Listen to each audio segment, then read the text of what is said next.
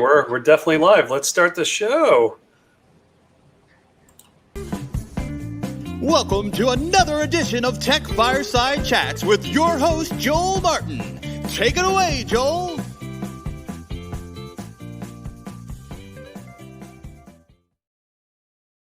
Wow. Hello. Good afternoon. Miss Watkins. I see Zara, but I don't see the last name. Miss Watkins is not on there. I'm just want to make sure that's the person. It's one word, like Madonna. Like Madonna. I like that. Oh, you know what? I'm missing something. Let's see if we get it right. OnPointExpertise.com, right? Hey, yes, I gotta fix that. I gotta fix that. It's not right. There's a little slash there. It shouldn't be there. Okay. I'm getting the hang of this. I'm rather new to it. But I thought this would be great for my personality. The show's getting better and better every day. I think I like this new format, one-on-one. And today our guest is Zara Watkins, the principal and attorney at law in New York City for onpointexpertise.com. Guys, check this out. It's a fantastic site if you want to read her blog. And it's your blog that got my attention. I was like, you know what? I need to bring her on the show. We got to do an episode of this and just talk about what is happening in technology with attorneys, because we've had a couple of attorneys on the show. And I thought it would be great to have you because I found it to be quite funny, right? In a weird way, you have some really funny jokes. But before I even begin, sorry, I got ahead of myself. Let's introduce you. Zara, we met at a party after a hurricane. Yeah, right. A party week. A party week. In a hurricane-ravaged town, in a hurricane-ravaged party town. This is your alma, right? You went to Tulane? Yes, that's my alma mater. So New Orleans is my alma mater because Tulane is in New Orleans. Yes. So. Okay. And we are both Koch scholars. Koch Scholar alumni. Yeah, and we took a couple of weeks off to go build homes, rebuild. I actually didn't build any homes for the poor this time.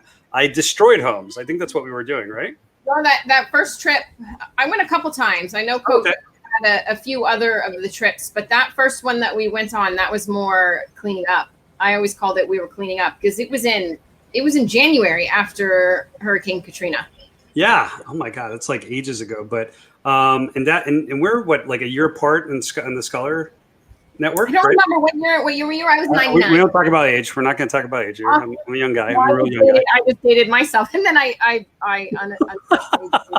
But I'm pretty sure we're like a year apart. But that was fun. That was such a great memory. We slept on the floor of a church, and there were no showers. There was nothing. Everything was destroyed. I mean, I should take more vacations like that, right? It prepares you for COVID. Right. It was a minimalist retreat and doing good works. So I think we all had a good time because of that as well. We were doing something good for the world. And I realized you were one of the smartest people I've ever met. And I love talking to you. I mean, we're throwing out trash and we're in the middle of, everything had been destroyed all around us in New Orleans.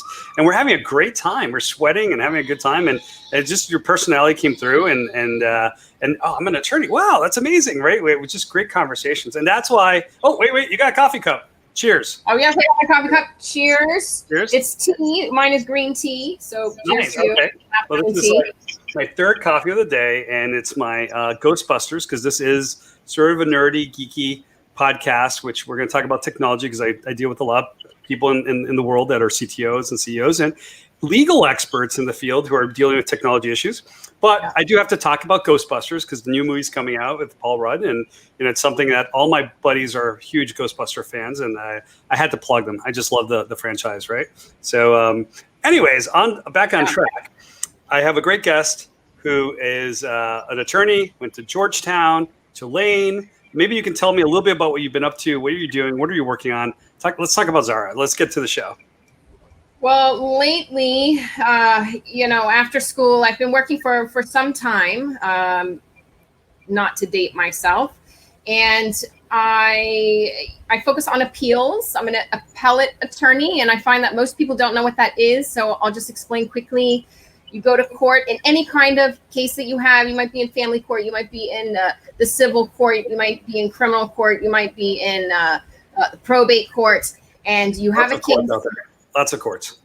There's a lot of courts. Yeah. And you have a case and you get a decision, and either you win or you lose. And if you lose, you want to ask the appellate court to change the decision. So the appellate court is a secondary level of courts that looks at the decisions from the lower courts a second time, and sometimes changes the decision, a lot of times doesn't. But that's the area of the law I work in. I only do civil, though, and I do immigration. And I know that, which is a great. I love that. But right. And that got my attention. I mean, you have a blog, and you've been talking about technology, and you've embraced technology, which is great. And you're talking about like there's some funny videos. You know what?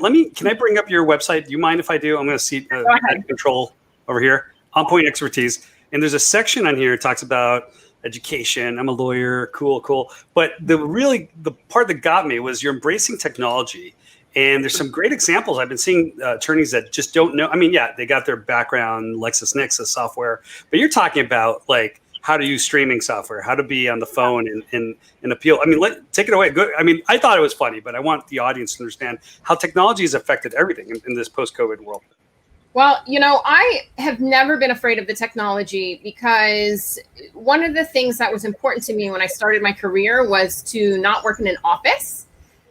I did for 2 years, fresh out of law school, and I hated it. And when I left that job, I was at a big law firm in Manhattan.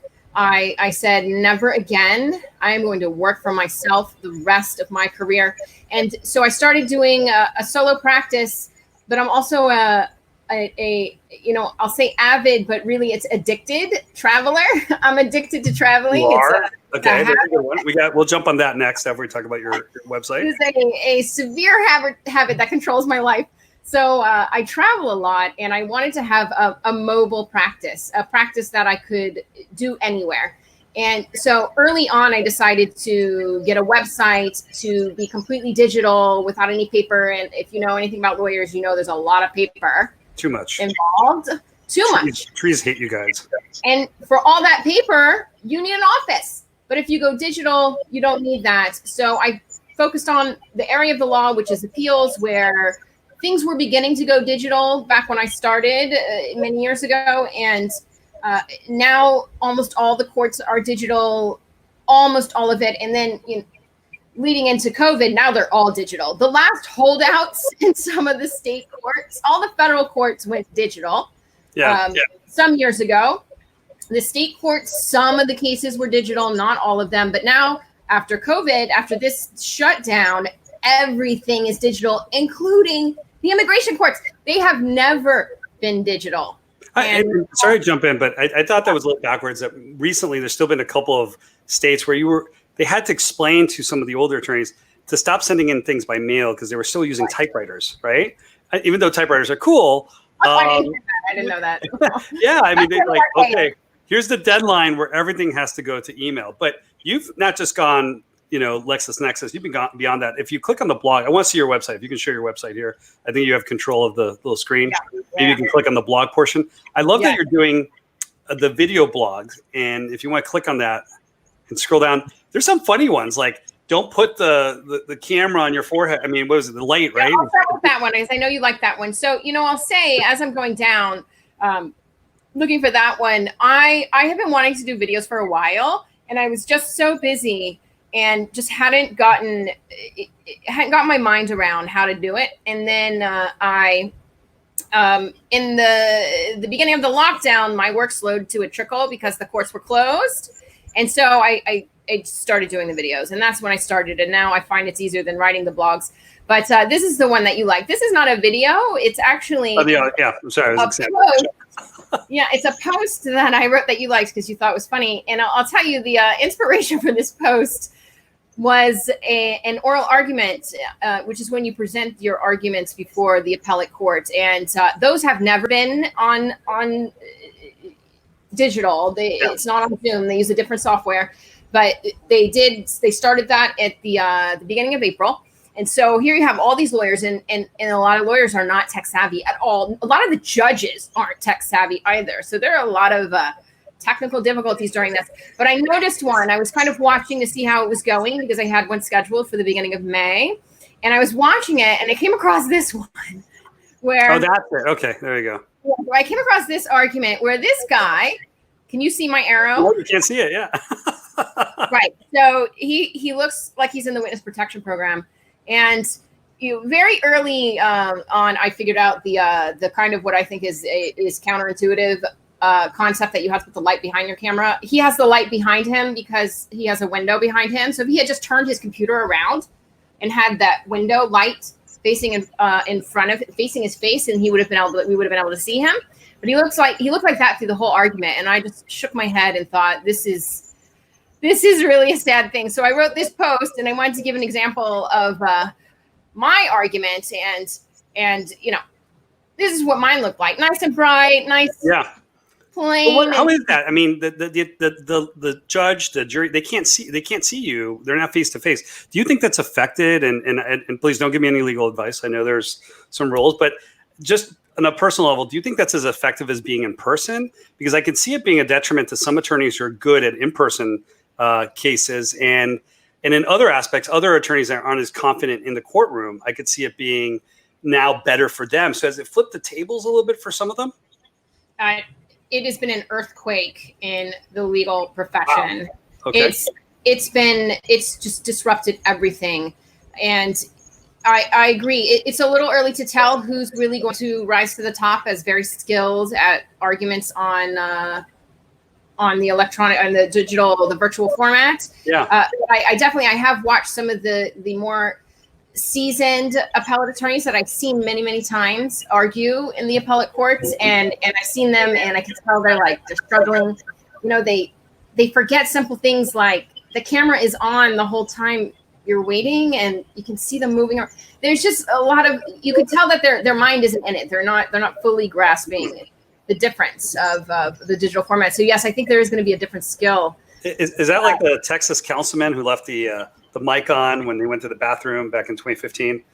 Was that a Texas council member that did that? Yeah. I heard a few different stories of that happening, but I didn't know that. Yeah, and Trump just retweeted that, I think in February or something. But I mean, I'm thinking, there's so many cases of misusing technology, and so is there right now Zoom, Teams, Google, there's like 50 of them. I don't even know what I'm supposed to meet on. I'm on meetings all day long, right? This is my break. This is where I'm not doing cold calling. And I'm trying to figure out, I mean, you're saying it's an earthquake, it's changed things.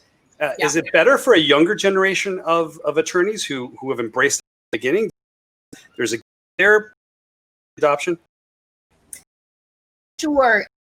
The reason the metaphor of the earth, it's something that is, and every what's going to be will be revealed. We don't know what to look in a year.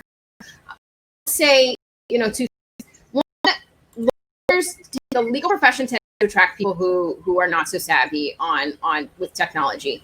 I've met younger lawyers who are very savvy and have some pretty interesting things going on, but I've met a lot that are not, and that are tied to the traditional format of printing out every single document and having reams of paper on your desk and in your office, which I think is so archaic at this point. I like that. That's a good line. Archaic. It's archaic. It's a better line, anachronistic. You should be able to look at a brief on your iPad like I do. I don't print a single piece of paper. I write a brief, I put it on my iPad, I enlarge it, and I mark it up on my iPad. So this is, this is not a hard thing. And then the other point I was going to make is that this is not permanent. This goes to your other question. It is really hard to administer justice online. There are important things that happen between the parties and between the judge and the parties that needs to happen in a live format. I do not see this staying. Maybe some things will. Maybe there will be an option for some cases, but we will go back to live in-person format because a lot is lost. I don't think the technology is good enough to capture the nuance that a judge needs to see in arguments. Have you seen the courthouses, or are they embracing any technology like temperature checking, heart rate monitoring, perspiration? Because that's something we do at CodeFirm with our technology. We have the ability to, as people walk into a courtroom, have full monitoring, not just like a one-to-one check, but the cameras can check people repeatedly because, you take a whole bunch of Tylenol in the morning by, 2 hours later, you might have a fever. So I find that cities tend not to embrace technology very quickly. I mean, this was, like you said, an earthquake, so they had to. I mean, I think a year ago, some lawyers across the country are still using typewriters, right? So I just don't know. I mean, are you going to feel safe going back into a courthouse? Well, we are not going back to the courthouses anytime soon. Okay. I'll just say that. But I did get an email that they are going to be doing temperature checks. They have opened the courts for some purposes, mostly for people who don't have attorneys, because for some reason, it's a little ironic, but for some reason they think that people they're called pro se litigants, people without attorneys don't have access to the technology and so need to be in person. So they've decided to open the courthouses to the pro se people, even though really that doesn't make any sense because a lot of lawyers don't have the technology and some pro se people do have the technology. So they are starting to do temperature checks. I don't know what these temperature checks are. You should get in touch. I don't know anybody in the Office of Court Administration, but you should get in touch with them. We're just flooded with calls at CodeFirm, and I'm actually, this is like my little break where I've been working with the team to getting back to a lot of the leads, and Troy and Matthias are doing a great job. We just had some great conversations with a couple of cities this week, but that's my other thing. You know, I like to, again, I'm in micromobility, I'm in advertising, I'm in technology, and I'm also a Coke Scholar. We love the Coke program, which brings me back to, you just said you love traveling, and I want to take a step back. I think part of the appeal here is that you're so international. You spent time in Japan, right? I mean, and I was talking yesterday to Kyle, my friend Kyle from 302 Interactive, who just got evacuated from Japan. So that just occurred to me. You lived there for a while, right? Yes, and well, I'm sorry to hear your friend got evacuated. What happened? No, it was really cool. Universal Studios evacuated him, so it was a cool. You got to watch that episode. It was a good story. But tell me your story.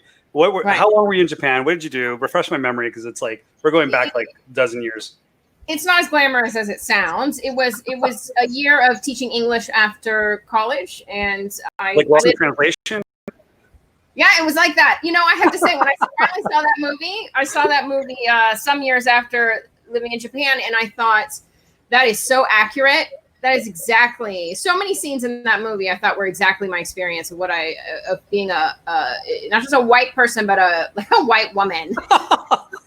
It was an interesting year. It was great. I like to say that I spent a year in Japan, and then I've spent every year since processing that year.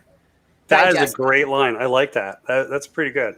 That's great. Any advice for younger people looking to get into the legal profession or anything? I mean, you're doing immigration, you're doing appeals. Is there any area you would tell them to look into? Oh, I wouldn't say any particular area, because I think everyone, I can tell you this, what you think you will be doing, you're most likely not going to do that, because you are not being taught at all in law school about what it's like to practice law. You're teaching generalities, so you have no idea. So I wouldn't get hooked on a particular area. And I would just say this, think about the lifestyle you want. That's what I did. I thought about the life I wanted to have. I happen to be someone who is not married to my work, and I don't ever want to be married to my work. I want to have a life. I work so that I can have a nice life. And so I thought about, visualize the life that I wanted to have.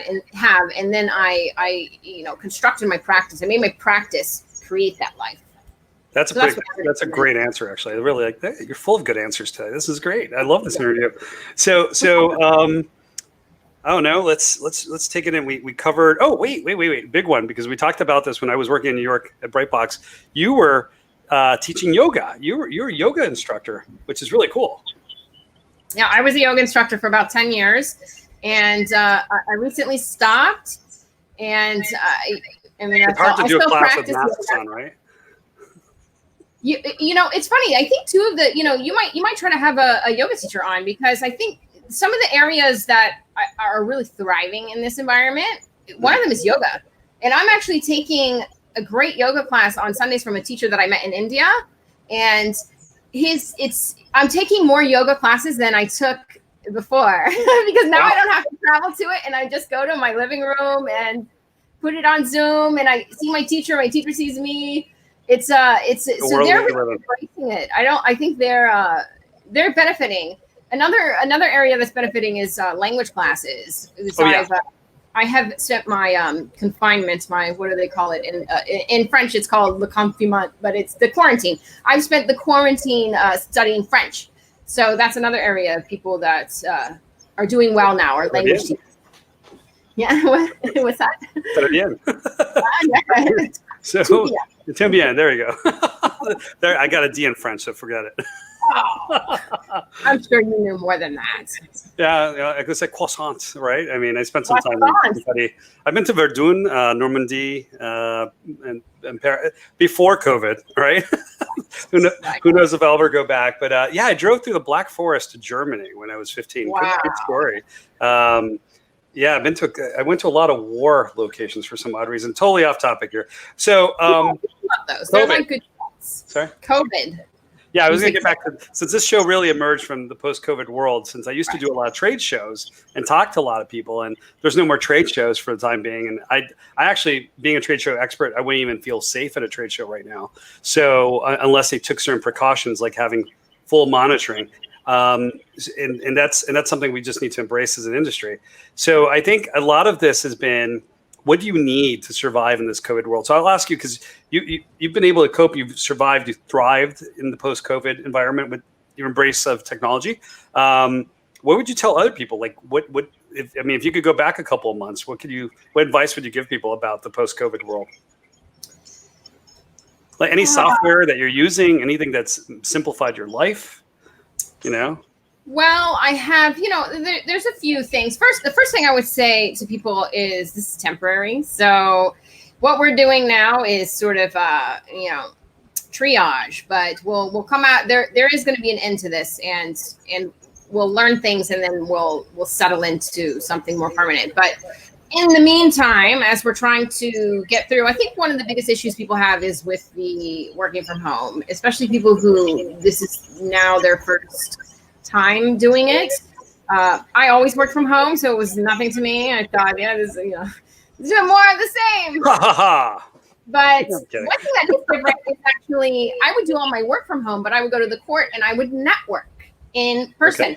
So now I have to do all the networking online. And so that, to me, that I really wanted to up my game on that. So, one of them is the light. I have a little light attached to the back of the laptop. That's little basic things that people just forget. Yes. Okay.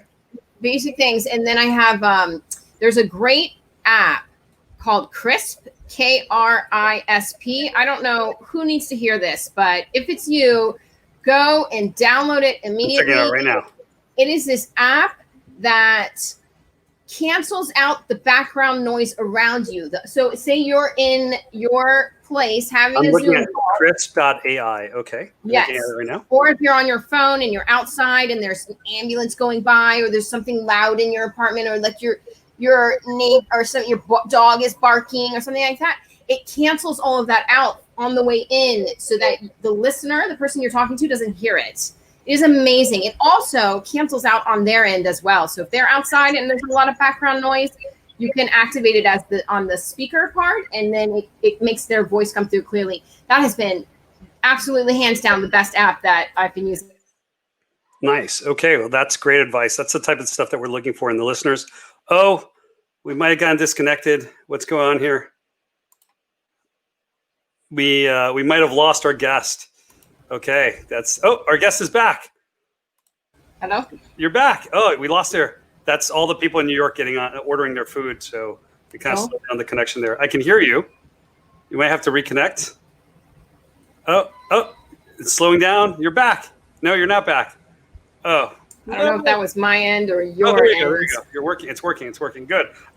We had a couple more questions, so I don't. I'm not taking any callers in today because I figured we would reconnect.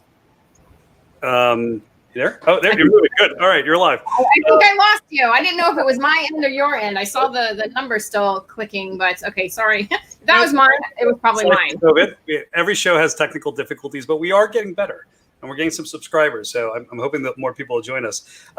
So besides LexisNexis and all the usual stuff, you're recommending Crisp, which is cool. So they got some advice. I would love to do another leadership summit or service summit with you with Koch Scholars. Been going out there the last few years, sponsored it 3 years. I think it's great. I still think it's one of the best things I've ever done with my life. And meeting you has been one of the great pleasures of staying friends all these years and having a great appellate attorney in New York who could give me some yoga advice.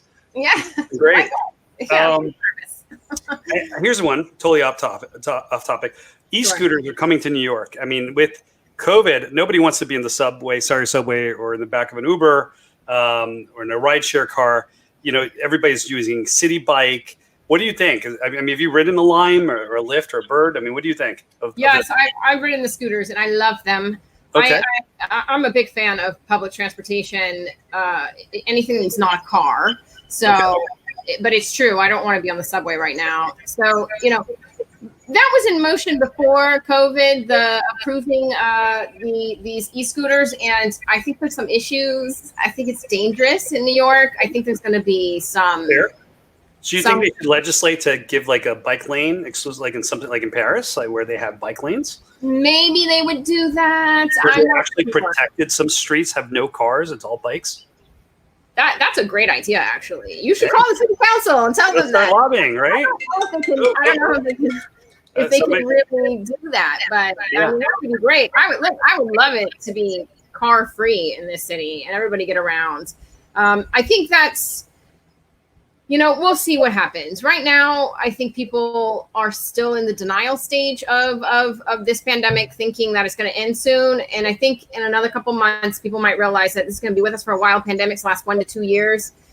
Businesses are talking about things not returning to normal until 2022. So I think in a little bit more time, the city's going to start looking seriously at, okay, we need to open up streets for transport because this isn't going back to normal anytime soon. That is like some of the best advice I've heard. And, you know, as you know, I work with Swift Mile, the e-scooter charging station. So I think it's good to get a New Yorker's opinion on that because there's going to be a lot of public commentary. And I've talked to a lot of the people at Motivate, which is now owned by Lyft, and talked to my friends at Uber. And I do think that New York is the city that will follow, other cities will follow their trend now that they're opening up to this. But it seems like COVID has been a push to push.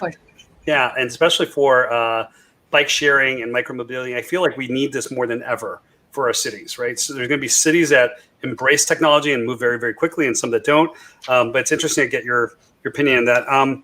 Let's finish this. Let me say, what would you take with you? What do you need? Like, all you need is, maybe finish the sentence. Take with me where? Anywhere. COVID world. Come on. All you need is. All I need is. Love? I really don't need anything. Yeah. All I need is my breath. All I need. That's pretty good. Yeah. Good. Okay. Anything you're streaming? What are you reading? What are you watching? I read so much, and I did recently start watching the Politician on Netflix. I don't know if anybody else has watched that one. It's okay. It's interesting, but it's kind of, I don't know. It seems like it's mocking us, the whole country. So that's kind of good because it's mocking everybody. It's just a big mock of our. I still think we're in a simulation. I believe that everything's just like we're in a movie now, which is great. I always thought I was in a movie, but now the universe proved it back to me. So it's like it's the simulation is real. It's simulation. We're in a simulation, and you know, I find it really hard to find anything that is not completely unrelated to the political situation to be entertaining at all. But I will tell you, if you don't know already, Sarah Cooper on Twitter, have you been watching her videos? She does little short videos on TikTok, and then she uploads them on Facebook and Twitter. So I follow her on Twitter. She does these where she simulates, she takes something like a short segment of what Trump has said somewhere, like in a press conference or a speech, and then she simulates it. She like lip syncs it, but in a animated way that is absolutely the funniest thing I have seen this entire simulation. You know, I love Back to the Future too, and I just didn't think I would live in it. I don't know if you're familiar with that movie. I don't remember the details, but it's okay. You got to rewatch it. It's good. Weird. Oh my God. Robert Zemeckis predicted the future back in like the 80s. Like Biff took over. There's the casino guy rules the country, right? I mean, it's a good movie. You know, it's got a happy ending, so it'll all work out in the end. It will work out. It will work out.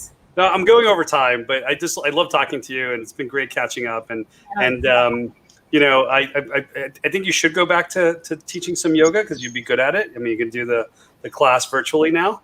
But yeah, if anybody needs a good appellate attorney, if you're looking for good advice with a case or technical case, and we didn't even go into the type of cases. You dropped immigration, business. I'll say again, it's civil cases in New York State and federal courts, and immigration cases, which the appeals for immigration cases are nationwide. I can do an appeal in any immigration case and from whatever district.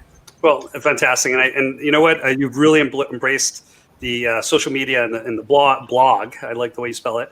So I think it's great. And listen, more power to you. Thank you so much for being on the show today. Thanks for having me. I can't wait until we can hang out again. And well, you got to build them. I only got to destroy them. But cleaning houses after Katrina was one of the best experiences of my life. And I've met so many amazing people that I didn't even feel worthy of being in the same room with them, by the way. Do you ever get that feeling? Like when you're amongst the group?